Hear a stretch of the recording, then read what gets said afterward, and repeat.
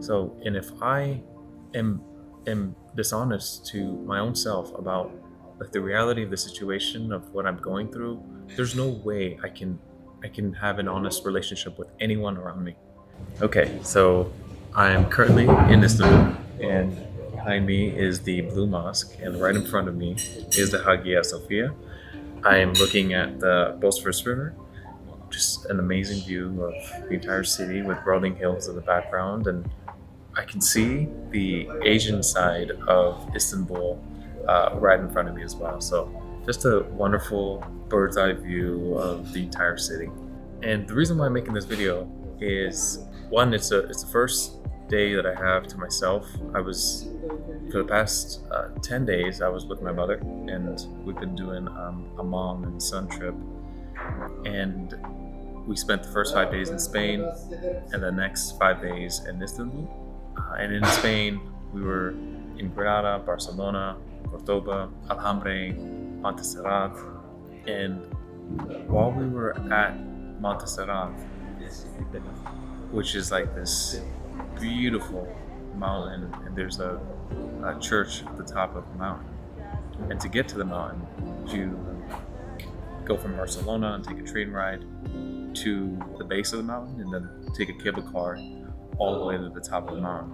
So while we're on this train ride, we're looking outside of the train, and my mom is just like, "Oh my God, that mountain is so beautiful," having no idea that we're about to go there. And then we get there to the top, and it's a pretty otherworldly view of just serene peacefulness and beauty that I've never really seen in my entire life.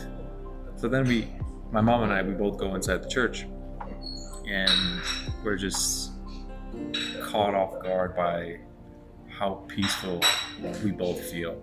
And I sit down and on the bench, and my mom's right next to me, and I put my hand around her shoulder, and then she just tells me, I used to watch this YouTube couple on my phone, and they would travel all around the world. They would go to Istanbul, they'd go to Spain, they'd go to England, they'd go to all these different places. There was never a moment where I thought like, oh, that would be me one day. That would be me going on this trip, because maybe it's just not meant for me in this lifetime. So then while she's telling me this, we both start crying, because I'm completely caught off from how grateful I felt in that moment of just being able to do this for her, and also sadness at the same time of just like, it took me 3 decades to get to the point of coming to the realization of how important it was for me to be able to do this with her. And because life just has all the external factors and stressors, and it catches you off guard, and you're always thinking about the next thing to do, and instead of just living it and being in the moment, especially with your parents. So we had the most wonderful time. These past 10 days have been phenomenal. And I could make a separate video on how amazing these 10 days have been. Turkish baths, the SARS, the mosques, the Alhambra Palace, which is just absolutely beautiful. Gardens that we saw, the basilicas, the Sagrada Familia. My mind is kind of blown already, and it's taken me a little while to just process everything. But, oh yes, thank you. Yeah, feel free to just add that in. Thank you. Thank you. Thank you so much. So yeah, I can talk about how wonderful this trip has been. Istanbul's amazing. Spain has been phenomenal. We stayed at some of the best places because I really wanted to make my mom feel that we could go wherever we wanted. There was no place that was exclusionary. There was not a single item, just experience that we couldn't go to, because I wanted to make her feel we have everything in life that are open to us, and money is no longer an issue. I really wanted to drive that point home, which is money was not an issue. I worked this hard in my life to get to the point to be able to do something like this. So we stayed at the Alhambra hotel palace.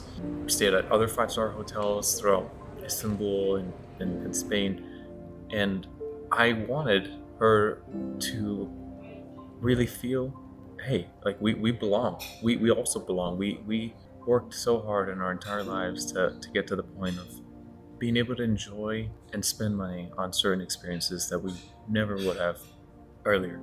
And as much as I can talk about the beauty, the luxury, the the serene scenes that I and my mother got a chance to see, I actually want to talk about how I got here. And as I'm looking at one of the most beautiful views I've seen, even though it's raining right now, it gives this really nice, like, cafe vibe that's just makes my heart feel warm. You know, I got my laptop open, I was reading and scrolling on Instagram and just catching up on certain messages and enjoying the food that's in front of me. I want to talk about is what it's like to go through poverty. And the reason I feel very compelled to make a video like this is because kind of what my mom was referring to. Like, never in her life did she think that she would have the opportunity to go to an event like this. It wasn't meant for her. Poverty had made it such that the world view is completely skewed. And I just want to talk about my experience of growing up in poverty from my lens. So for the first 11 years of my life, I grew up in a one-bedroom apartment with my brother and sister. You know, we used to sleep on one bed. It was on the first floor, so we used to have people, you know, just look through our window whenever they felt like it. So there wasn't really much of a privacy, which means like we'd have to get really close to your family because, you know, you're all in one bed or the bed right next to you. Poverty looks like waiting for that friend or that event to sometimes eat your food. It looks like not really having the resources to do things outside of just trying to survive. So I think poverty is mostly survival, and that's kind of how I grew up. And I will talk about that, but I also want to just put in like a footnote for wanting to talk about how poverty has shaped the complete positive side of poverty that if you've experienced, it is a superhuman power. And I mean that with every ounce of, like, every thread and fiber within my body. It's a superhuman power. Today, if you were to put me in front of an Amir, a Sultan, a billionaire, a emperor, a prime minister, I would be able to hold my ground. And that's because the foundation in which that was created has been so firm that I can look back to what has happened in my past and how I have overcome certain things and how the resilience throughout the years was built. And that creates a very strong structure that you can't really train for. You can't train someone, you know, it's funny, I'll make a quick reference. We went to Alhambra Palace, right? And this is a palace, right? Like, they would train the future princesses on like education and all these, you know, different etiquettes. There is no training for survival. There is no training for poverty. And I'll explain this later on about what that exactly entails and how I believe everyone who gets through that period of life, I think the sky's the limit. I truly believe that. So I'm gonna leave that to the end of the video, but right now I just want to talk about what poverty entails and how I think can mean that you're almost destined to fail. And what I mean by that is when you're constantly in a survivalistic mentality of thinking about the next paycheck and the financial burden, you aren't able to be present. You aren't able to really think about your own needs. You have to sort of dissociate because what your body needs is a second or third or fourth priority as compared to just putting food on the table. And I'm not going to try to relate my experience to anywhere outside of my own experience. And I'm sure there's much worse situations. So it's not a struggle Olympics. But I grew up in Brooklyn, New York. And I remember reading a New York Times article when I think it was like around 2013 or something like that. And it was saying something like less than 1% of people will make it from, that were male from my area in Brooklyn. Less than 1% make it to even middle class. So like pretty much what I had concluded at that time was that you are destined to fail unless there are external factors and other people that are willing to see that you are in a situation that you're struggling in and being able to carry or give some level of support or guidance to get you through that period of time. So financial struggle creates a lot of friction within families. It creates friction within, parents. I've seen that with my own parents, that how often money gets talked is it's almost like the number one topic. Like, okay, we don't have enough money to spend on this and that. Where are we spending money, expenses, fighting over every little cent, really. So to me, when I saw that in my parents, it made me think that, wow, that means for me, I need to just make money. Money is going to solve all the answers to your problems. So a strong motivation factor for me was always to gain the level of financial stability to be able to start to see things clearer. Because if that one pressing need is never met, you will always have your mind just trying to figure out through utilizing your brain power on that one big problem, which is how do I earn enough for like the next month, the next 2 months, maybe if you're lucky, the next 6 months. And your mind is constantly thinking about that.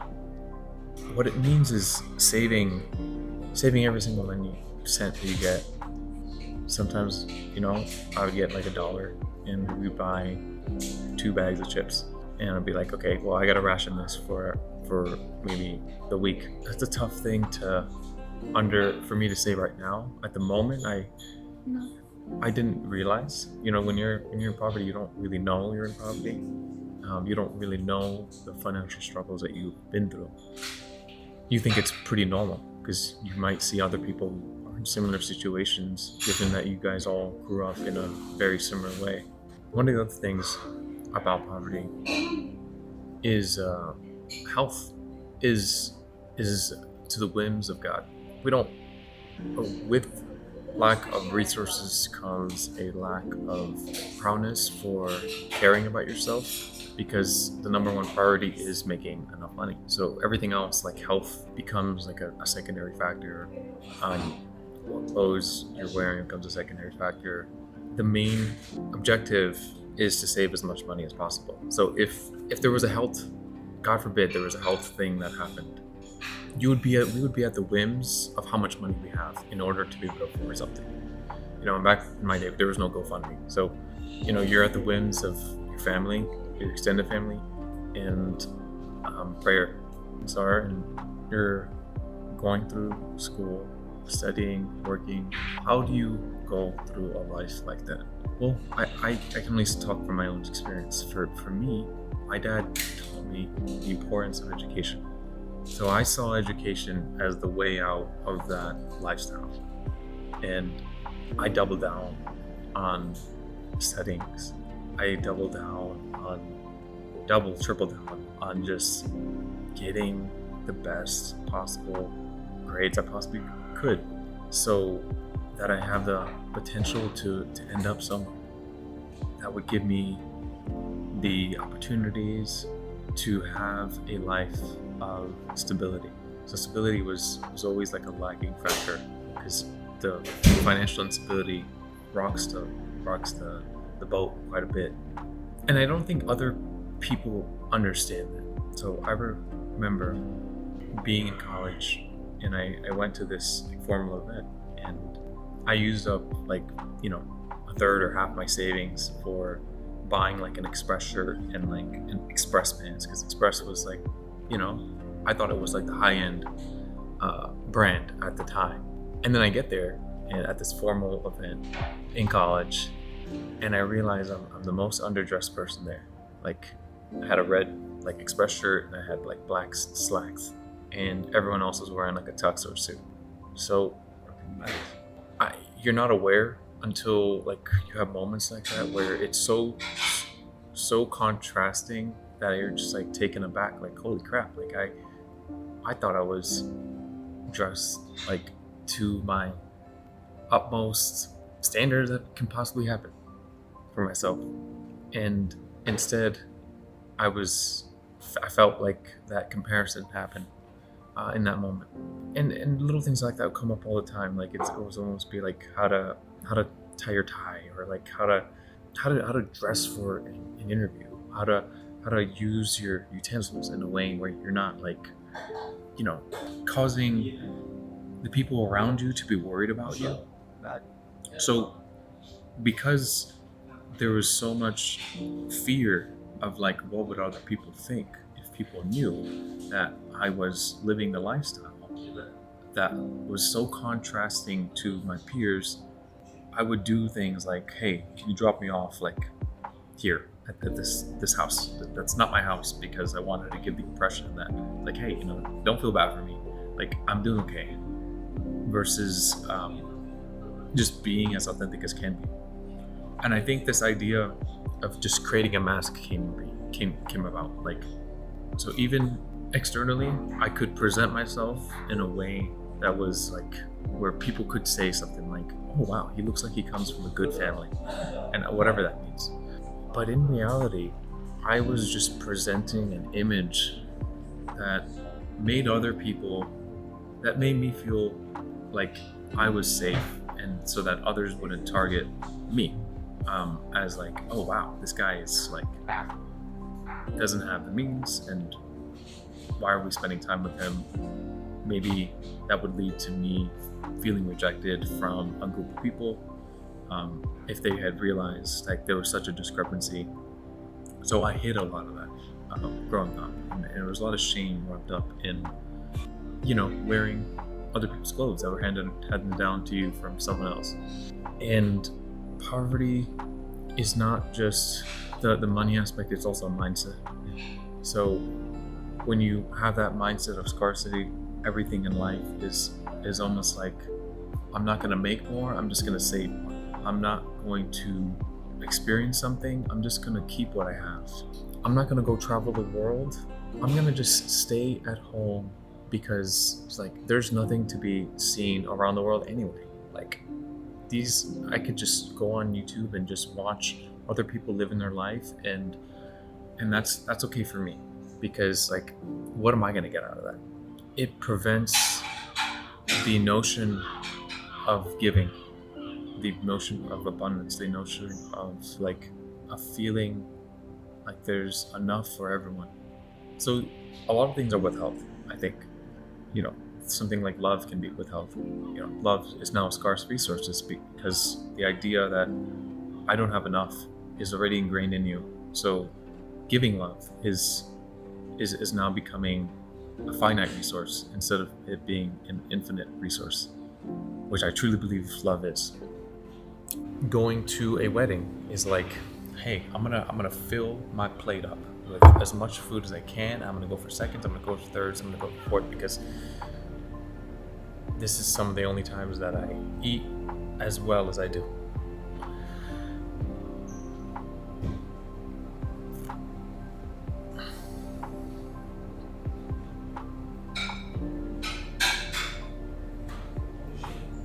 So I got accepted to an amazing college, and it provided me with a full scholarship. I worked really hard in, middle school, elementary, high school, my entire life almost, just to get to that point of getting into the right school. And maybe that's what I needed to do. But when you go to a school like that, that's as that where if you were to look up the median salary, it's like 5x what the poverty uh, income was. You are surrounded by people who come from, much better, more means. So, and the training is different. The investment in that individual is different. Um, a lot of these kids were getting tutoring ever since they were in middle school. They would, learn different instruments and take different classes and dance and liberal arts and really explore like their true self, like, and play and what that really meant. For me, I don't really know what play meant at the time. Like for me, I was like, look, I'm over here. I need to make enough money. I need to put food on the table. I'm gonna go study. I was that kid that people would ask me to do something on a Friday night in high school, and I would be like, nope, I'm studying for a test that's on Tuesday. And that was me. That was how I got through my high school. And so when I moved from Brooklyn to Ithaca, it was Cornell University. I really felt how much of an outlier I was, because all of these kids, they just had this foundational experience of like being able to do the things they always wanted to do. At least that's the perception I got at the time. Here's a guy who's been playing sports. Here's a guy who's been, a violin expert, who now tutors other like adults out of violin. So what it does is it creates such a big gap between the experiences they had and who you are, that I felt the need to almost bridge that gap. And the way I bridged it was just not sharing the details and creating a mask. So and that mask is a lie in many ways. The image that I'm presenting is a lie. If I am lying to others, I'm lying to myself. So, and if I am dishonest to my own self about like the reality of the situation of what I'm going through, there's no way I can have an honest relationship with anyone around me. And what that does to someone is, to me, what that did to me was it made me believe that exactly what my mom said. Like I can't live that life. Like that's not life. That's not a life for me. That's their life, and I can only pretend to live that life because the money and the wealth that they have, I'll never get to that in my lifetime. So that is what I believed. So everything that I used to do, even in college, was just like screw it, F it. Like I know I will never live this life again because I know when college is over, I'm gonna go back to where I grew up, my roots. And so I'm gonna make the most out of these 4 years. So I had that mask. I had that mask those 4 years, and I allowed that to be the outward external experience that I showed to others in hopes that they would not reject me as a potential friend or a potential acquaintance they're gonna meet in college. But deep down I was hurting so much inside. I was struggling. I was masking all of that. The overwhelming, that this is something I really want to drive home, the overwhelming feeling of having a burden on you, that if you don't make this money, you don't have a safety net. And I don't think people understand that. The idea of like having a safety net is everything. Like if I knew that, okay, I can go start a company tomorrow, and if it fails, I'll be fine. Like my parents will be able to cover me. I could probably, just chill over there and maybe even like have like a, parents have enough connections to be able to connect me to, other individuals who can find me a job pretty easily. That safety net is so profound because it allows you to do things that you would never be able to dream or even think about doing if I wanted to start a business, and I knew that, okay, well, that means giving up an income, right? And that means if this business doesn't work, that means I'm going back to that same life, and that same life is kind of painful. It was a lot of hurt to be able to be in a situation where you're pretending so that others don't hurt you, so that you feel less shame about your circumstances, so that you can feel more respect from the people around you. You can just live under the radar without accumulating any more additional stress, because poverty is enough stress.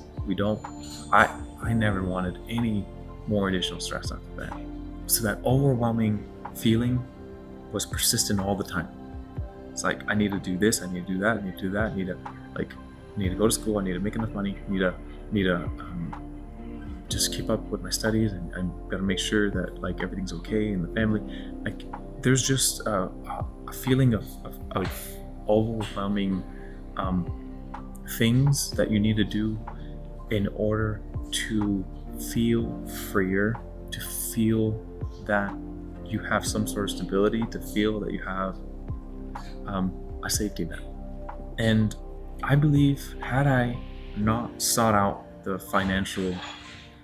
my financial as the number one goal, I truly believe that there'd be a part of me that would constantly feel some sort of instability, and it's not because I don't think it's possible. It's just because of how the hurt from growing up in that manner would have made me feel in the current moment. So in many ways, I thought it was the right decision.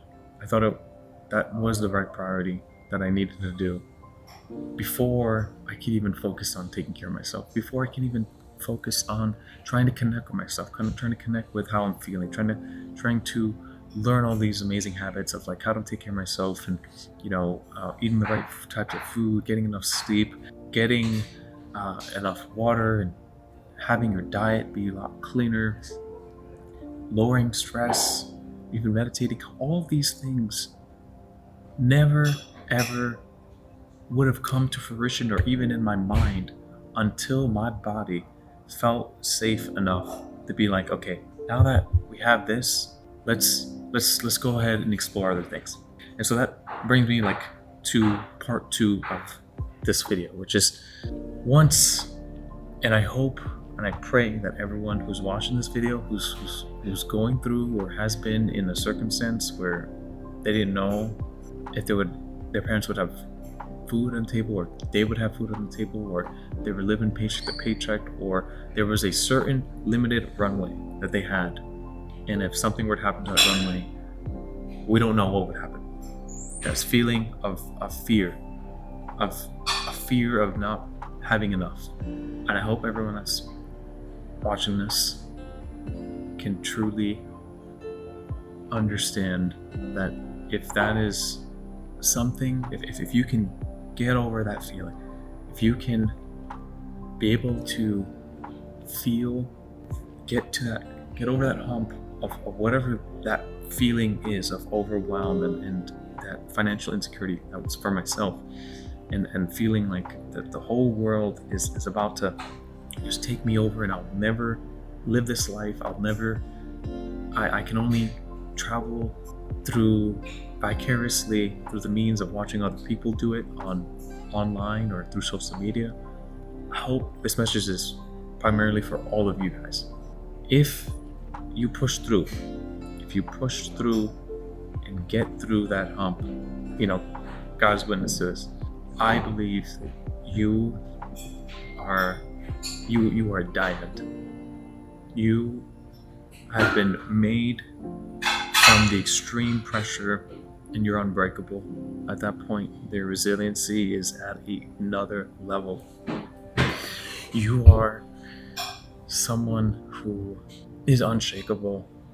You can, like right now, I've said this before, you put me in a room of Amir, sultans, billionaires, presidents. I feel that rooted, grounded self. And it's because I've been through that experience and overcame that feeling constant overwhelm. There's a million things to do. I'll never have that financial security because I'm living in poverty, or it's still within me, it's still in my mindset. If that is a hump that you get through, and I promise you, if I can speak for myself, I push through that feeling to get through that other side of finally seeing the world in a different lens. Okay. Finally being able to focus on myself. What is my body saying to me? What am I feeling right now? What do I want to do? What brings me pleasure? What brings me joy? What brings me play? What does it mean for all of us to be a loving group of people, friends, families, the community, the world? What does it mean to be at peace?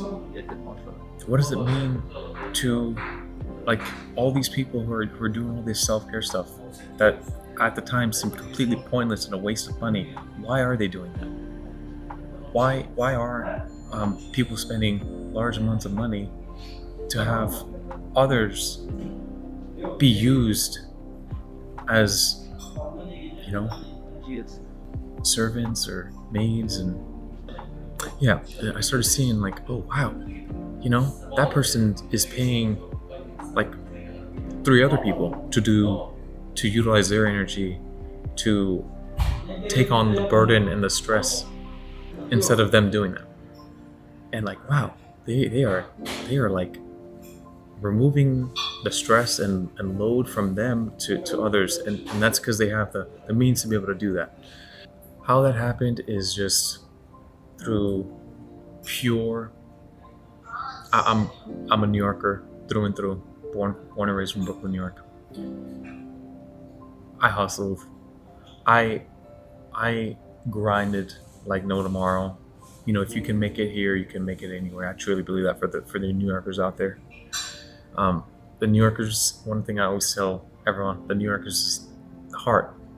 The heart that New Yorkers have, there's a deep sense of kindness with rudeness, if that makes sense. I know that's contradictory, but like, someone on the West Coast might like tell you something, and maybe, for example, your car breaks down, and New Yorker is gonna yell at you and he's gonna help you to fix your car. But California is gonna, kind of tell you how sorry they feel and kind of move on with their day.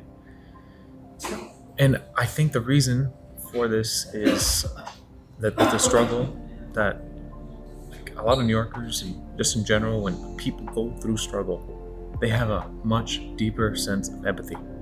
They can understand what the other person's going through. And I always thought about this, it's like, if would I rather have a coach, like a basketball coach, who's actually played basketball or who understands it at an intellectual level? Would I rather have a therapist who intellectually has read and understood what it means to be psychologically present for and create a container for the client? Or would I rather have someone who knows deep within themselves what it was like to live that life, and then being able to relate to you, and then being able to offer you a service that's coming from their heart and not their mind? And that is what I believe the beauty of going through poverty is. The tugs of your heart are something that you feel. If someone's going through something, you can feel it within you, because that resonates at a deep level within inside of you going through that experience. Like, there's 2 people in life. My good friend, one of my best friends, he says this. He says, there's 2 types of people. There's people who go through struggle and they want to see other people go through the same struggle, almost like how residents, like doctors, make residents kind of suffer. I feel like, just because they went through that experience. Maybe that's not true, but and then there's people who've gone through that experience and do not want to see others go through the same situation that they went through. And that is that feeling that of like being able to be in that place of hurt with you, with someone else, and to feel the pain because it's there. It's still within me. It's not like everything's healed over. Of course not, right? Like I can still feel, even throughout just talking to a camera right now, or I can feel that those emotions come within me. But to be in that same place and listening to someone who's sharing a story and being able to feel their pain and holding that for them, and then on top of that, if you can find that love within yourself that is coming from God, the universe, whatever, and being able to give that to someone who's in pain, that is a superpower. That is a superpower, to be able to empathize at that degree, to have that level of compassion.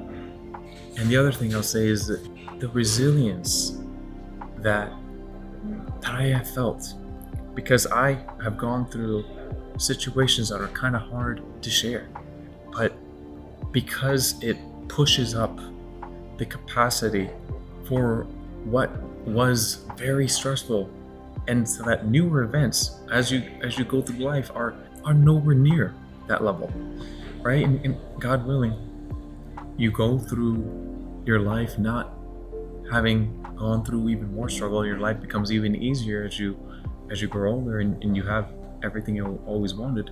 You'll realize that, like, in comparison to what you've been through, like, these new stressors are not as bad, and you have a much better system to be able to deal with the incoming stressors. And that resilience that is cannot be bought, it can only be experienced. And experience is the best teacher, in my opinion. And pain has some of the most profound truths, learnings, wisdom that I can describe. And I bet 10 out of 10 times you put someone, who's gone through a circumstance that has been rough and challenging and overcome that, versus someone who's equivalent in all other categories, except they didn't have that background. 10 out of 10 times, that person who's gone through that rough experience, they will eat that other person. There's nothing. There's no competition even to bring to the table, because that level of experience and wisdom and that truth that you've come to find after having gone through an experience like that, you can't read books to describe that. So I guess I'll conclude on a few points which could be helpful, like what helped in keeping me motivated and hopeful as I went through this experience. And it was God. I put my complete trust in God, and I went to Him for all my questions and answers. The truth is, you have it within you. You don't need others to lead you on another path. The answers are all within you. Now, I truly believe that the role models that you find along the way, they can very much help shape you and give you the experiences, the knowledge, as well as the osmosis of just being around these sorts of people, and the learnings from them to really accelerate that journey. But I truly believe the answers are all within you. Right now, I'm sitting here, the Blue Mosque right behind me, in this beautiful location, this hotel that I'm staying at right now, living the life that I never thought was possible for myself, my younger self, that my mom said she never thought that she would even have the opportunity, and that no one would ever take her there. I'm here right now, just letting myself know and others know that it's possible. And I hope this video doesn't come off too preachy. I sometimes get very passionate about what I'm saying and turns into a TED Talk. And I know that's not the best way to convey a message to someone. As almost like a teacher, almost like I have the answers, and you need to learn this because this is important. And I hope it doesn't come out that way. I'm still on my own journey. There's a lot of I haven't figured out life in any means, in any way. I'm very imperfect. However, I am happy right now that I got to experience those 10 days with my mom. I'm happy that I'm spending, the next 2 weeks just traveling around the world. And I'm happy that the parts within me that never thought something like this was even possible are witnessing with their own eyes what I'm seeing right now. And as I say it, I can feel that joy within me. Yeah, and I hope if someone is just going through a rough patch, just know that there is a light at the end of the tunnel. For me, at least, there was. And I truly believe that the beauty of your struggle is right around the corner. It's almost there. Just keep pushing for it. Get through that hump. And all those years, blood, sweat, and tears, I promise you, for me, at least, it was all worth it.